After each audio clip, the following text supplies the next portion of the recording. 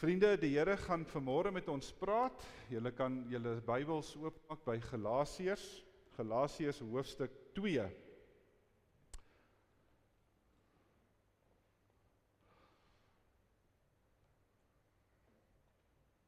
Ons gaan daar lees van vers 1 tot in vers 10.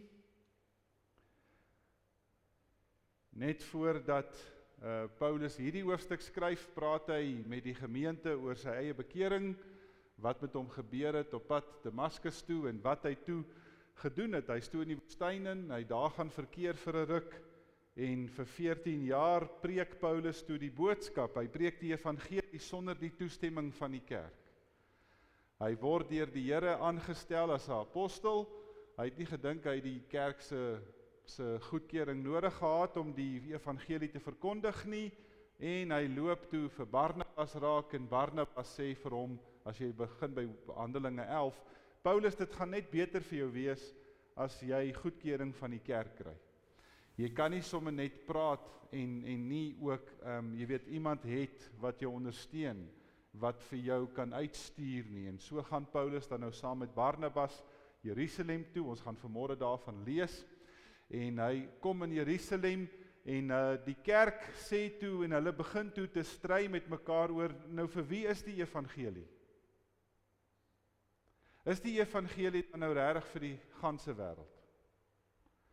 Of is dit net vir die kinders van God, vir die uitverkorenes, vir die Jode? En so word dit toe nou die groot debat in die kerk, na wie toe moet die evangelie versprei word, en Paulus is baie aspris, hy vat iemand met hom saam na hierdie ontmoeting toe, 'n ouetjie met die naam Titus, 'n Griek, 'n bekeerde Griek, om vir hulle te sê, nou wat maak ons nou met hierdie jong man? Hy het tot bekering gekom, gaan julle die evangelie van hom weerhou, en so word die oortuiging dan, dat die koninkryk na alle nasies toe moet gaan, soos wat Christus gesê het, dit moes doen. Ons gaan nou saam lees, ons begin daar by vers 1, dis die agtergrond van hierdie brief, hoofstuk 2. 14 jaar later het ek weer Jerusalem toe gegaan, hierdie keer, ek en Barnabas, en ek het vir Titus ook saamgeneem. God het dit aan my geopenbaar dat ek moet gaan. Ek het toe die evangelie wat ek onder die heidenasies verkondig, aan die broers daar voorgelê, en dit nog afsonderlik met die leiers bespreek. Ek wou sekerheid hê dat ek nie te vergeefs werk of gewerk het nie. Hoewel Titus, wat saam met my was, 'n Griek is hy nie gedwing om hom te laat besny nie. Daar was wel sekere mense wat dit wou hê, maar dit was mense wat onder valse voorwendsels in die gemeente ingedring het, en hulle as medegelowiges voorgedoen het. Hulle werklike doel was om ons lewe in die vryheid wat Christus vir ons verwerf het dop te hou, sodat hulle weer slawe van ons kon maak. Aan hulle eise het ons egter nie 'n enkele oomblik toegegee nie, sodat die waarheid van die evangelie vir julle gehandhaaf sou word. Die leiers van die gemeente, wat hulle vroeër was, maak nie vir my saak nie. God kyk nie na die mense uiterlike nie. Die leiers van die gemeente het aan die evangelie wat ek verkondig, niks toegevoeg nie. Inteendeel, hulle het ingesien dat die taak aan my toevertrou is om die evangelie aan die nie-Jode te verkondig, net soos dit aan Petrus toevertrou is om die evangelie aan die Jode te verkondig. Dieselfde God wat van Petrus 'n apostel vir die Jode gemaak het, het van my 'n apostel vir die nie-Jode gemaak. En toe hulle dan insien dat God my hierdie voorreg gegee het, het Jakobus, Sefas en Johannes, wat beskou is as die pilare van die gemeente, vir my en Barnabas die regterhand gegee as 'n teken dat ons en hulle medewerkers is. Ons het ooreengekom dat hulle die evangelie aan die Jode sou verkondig en ons aan die nie-Jode. Al wat hulle gevra het, is dat ons nie die armes onder hulle moes vergeet nie. En ek het my dan ook steeds vir hierdie liefdesdiens beywer. Ons lees vanmôre so ver. Kom ons staan, kom ons buig ons hoofde dan voor.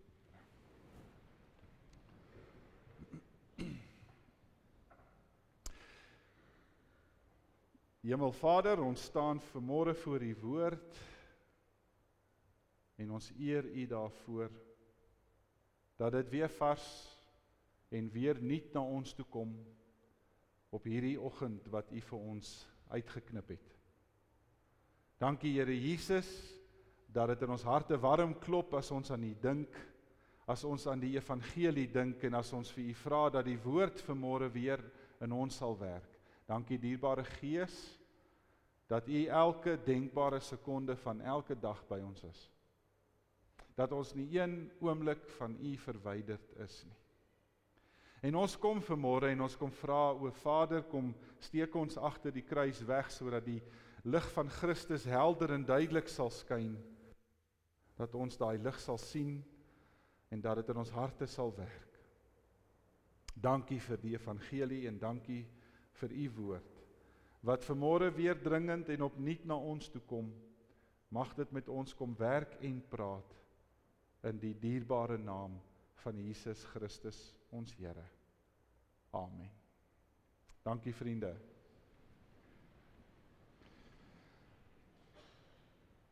Daar is 'n Amerikaanse psigiater, sy naam was Kyle Medinger, baie bekende man in Amerika gewees.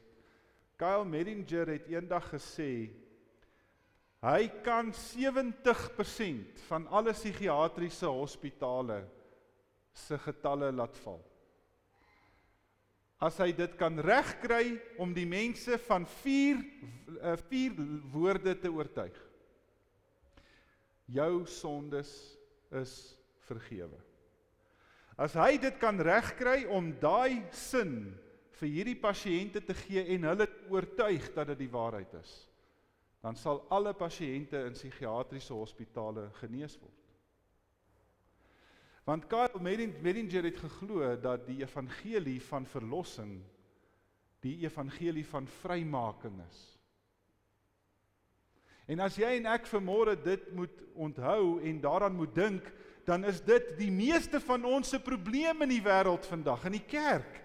Ons staan skuldig voor 'n almagtige God wat heilig is, wat onberispelik in homself is en ons weet nie hoe om reg te maak met hom nie. En dit's die boodskap van Paulus. Want dit is die enigste boodskap van die evangelie. Liewe vriende, wat ek en jy vandag nodig het in ons lewens.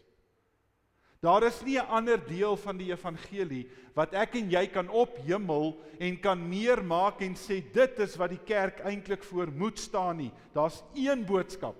Ons staan skuldig voor God, ons verdien sy straf.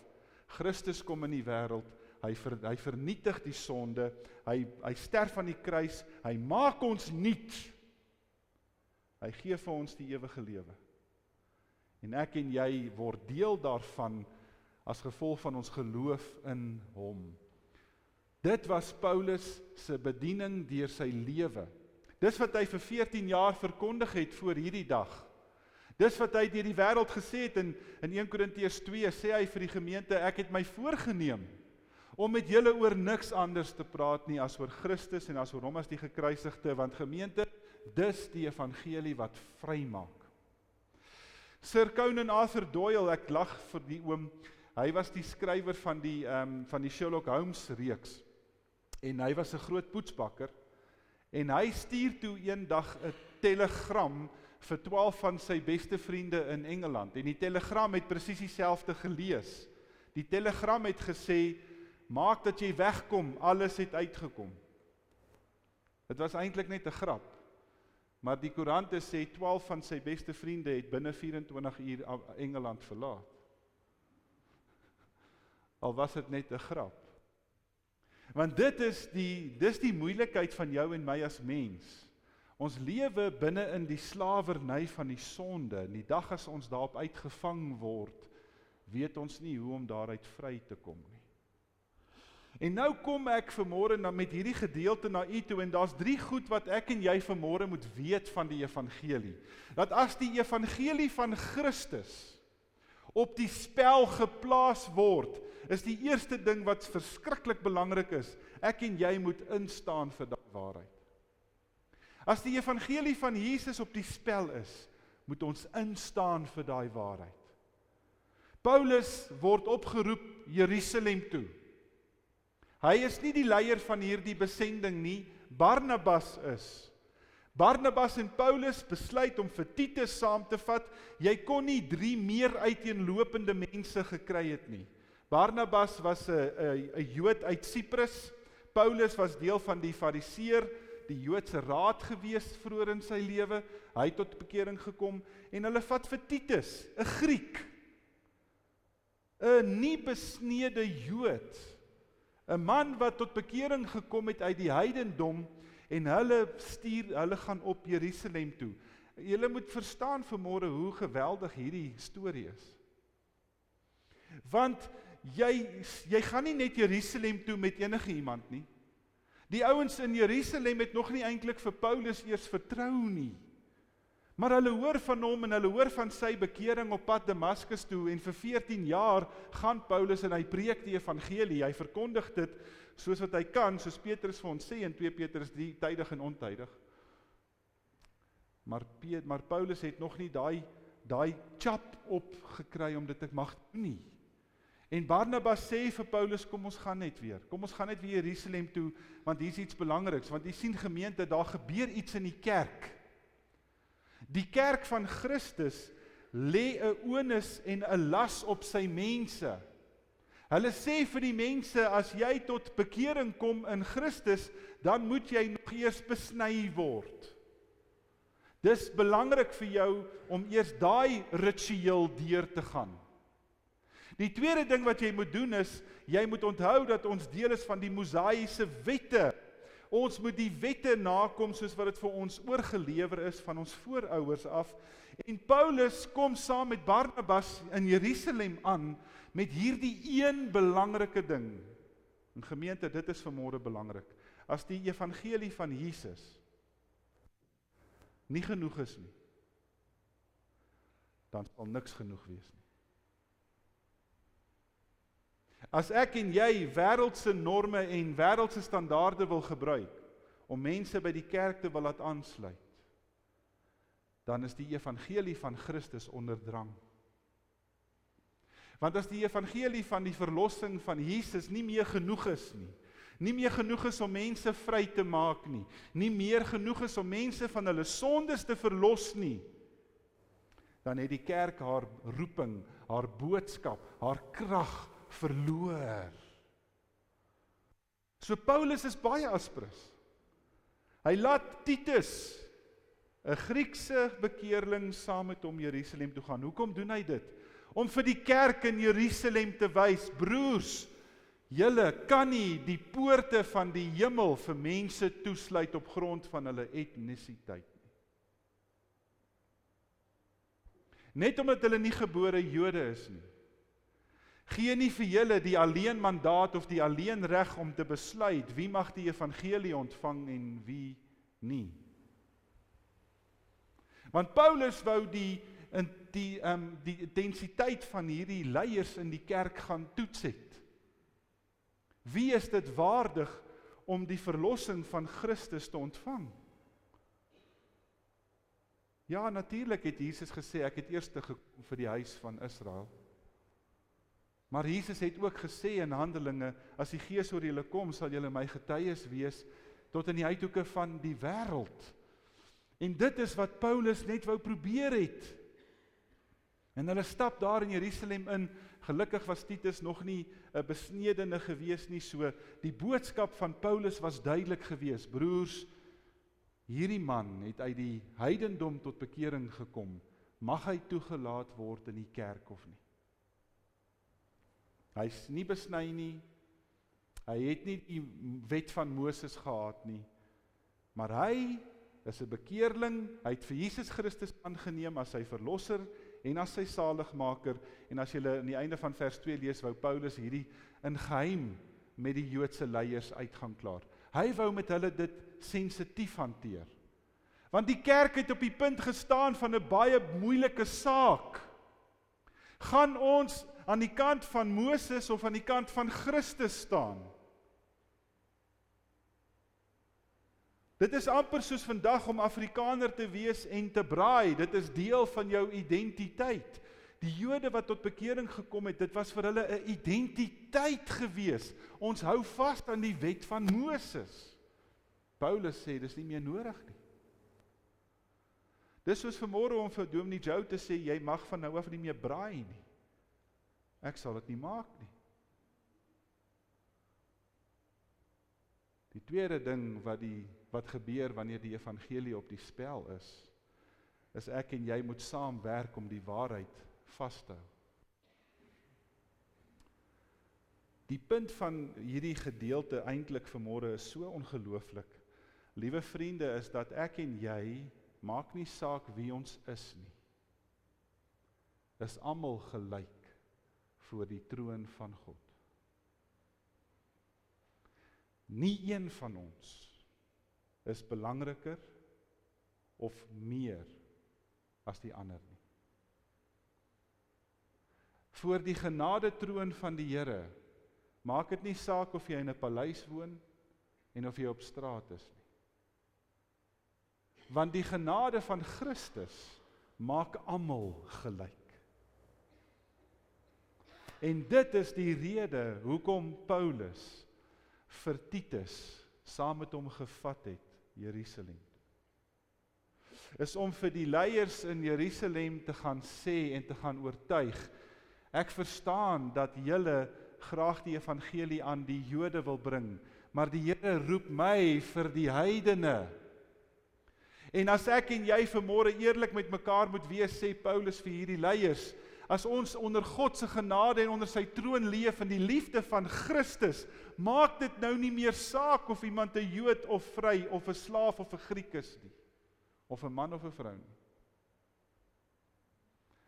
As jy Galasiërs 3 gaan lees, is dit die punt wat Paulus maak. Hier is almal alles in Christus. Dis die boodskap, dis die evangelie. En hoe maklik dring ek en jy soms dit in die kerk se keel af, en liewe gemeente, verskoon my as ek dit sê. Hierdie is 'n Afrikaanse kerk. Hierdie is 'n volkskerk.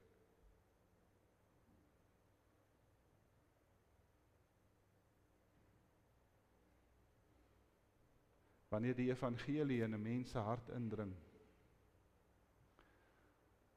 sê die Here vanoggend vir jou en vir my, ek gee nie om wat se taal jy praat nie, my vriend. Ek gee nie om wat jou velkleur is nie. Ek het nie 'n saak wat jou agtergrond is nie.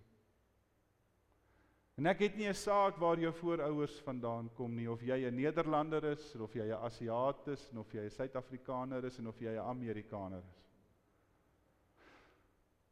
As ek en jy onder die kruis van Jesus Christus leef, is almal van ons broers en susters.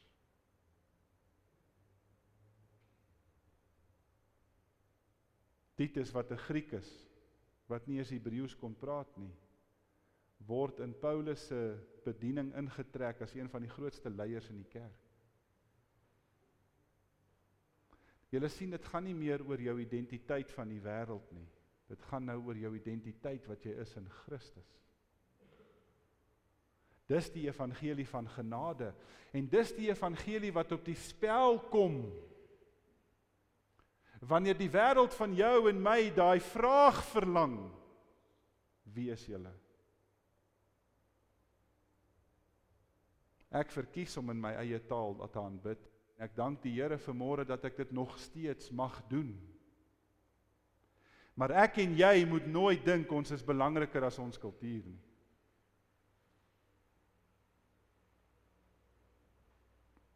Die derde ding wat vanmôre vir my geleer word, is dat ek en jy, wanneer die evangelie van Christus op die spel geplaas word, moet leer om saam te dien in die waarheid.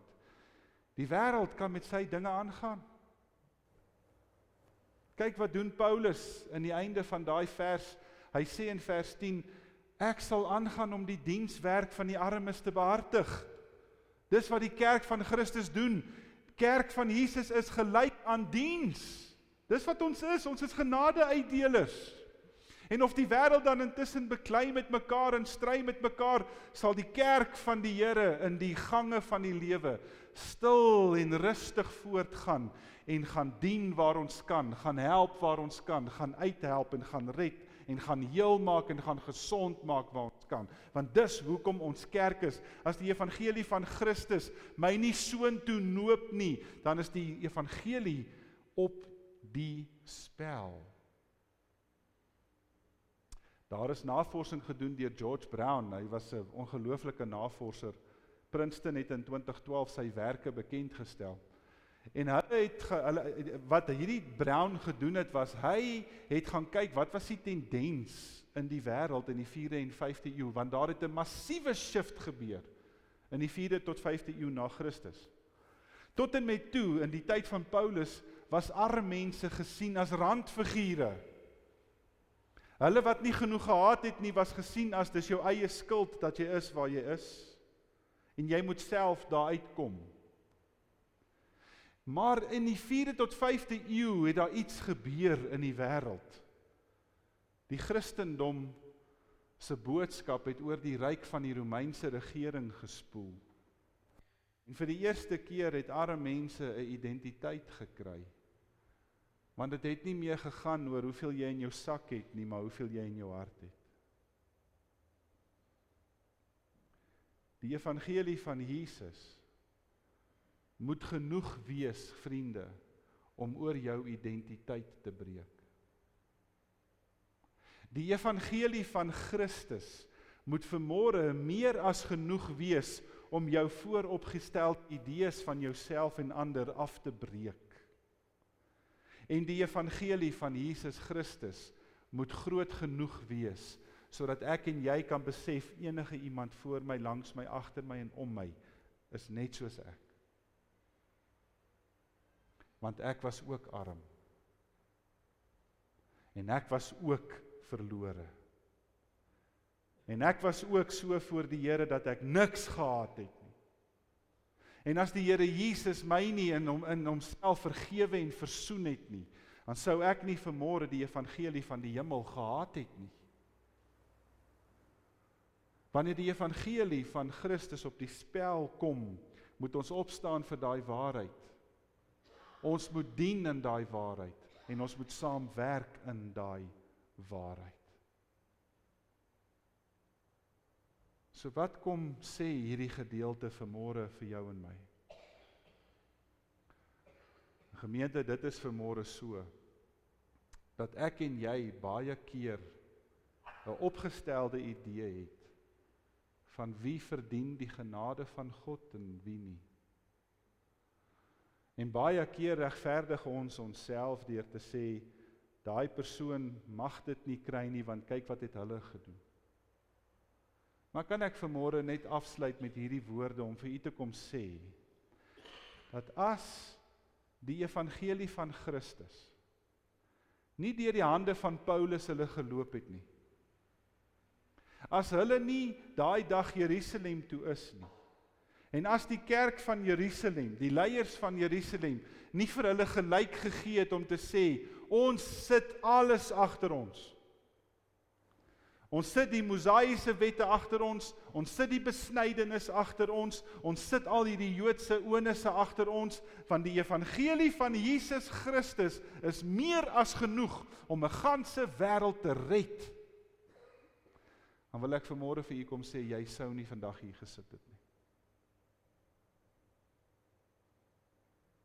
Ek en jy sou nie vanmôre in die kerk gewees het, as dit nie vir daai besluit was nie.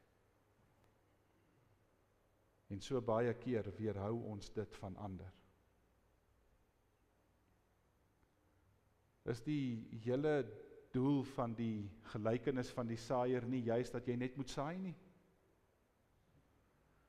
Jy en ek hoef nie te worry wat met die saad gebeur nie. Wat met die saad gebeur is God se werk. Al wat hy van ons vra in daai gelykenis is, stel die saadsak op en saai. Jy het die evangelie ontvang, wat maak dit saak wie dit ontvang? Gemeente, wanneer laas het jy saam met iemand wat nie jou velkleur is nie gebid?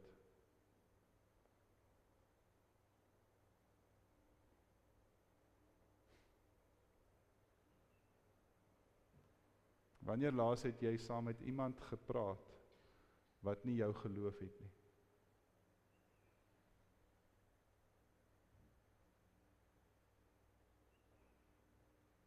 Wanneer laas het jy met iemand 'n vriend geword of gewerk wat nie jou taal praat nie?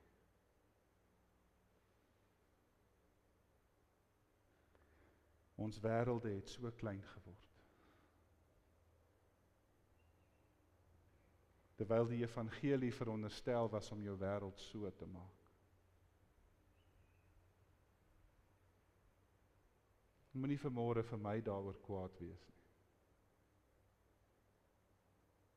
Gaan sit vanmôre voor die Here en gaan oortuig hom dat dit nie nodig is nie. En kyk hoe ver kom jy as jy die woord van Christus lees. Kom ons maak ons oë toe, dan bid ons saam.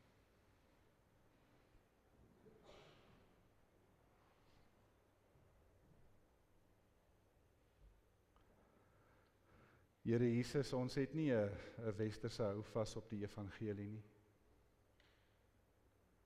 Ons kan dit nie ons in maak en sê, nou het ons dit alles nie. Maar ons kom bid vanmôre, o Vader. Kom help vir ons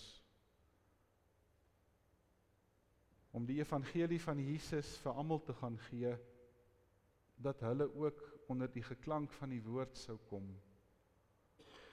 en daardeur tot redding en bekering sou kom.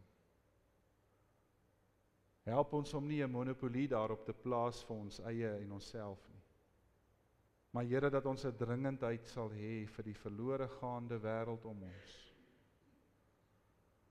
Want Vader, ons beweeg elke dag verby hulle wat U nie ken nie en ons voel vir hulle niks. Help ons om die instelling van die koninkryk te hê, sodat U ook hulle kan bereik met U liefde deur ons. Ek vra en ek bid dit in die naam van Jesus. Amen.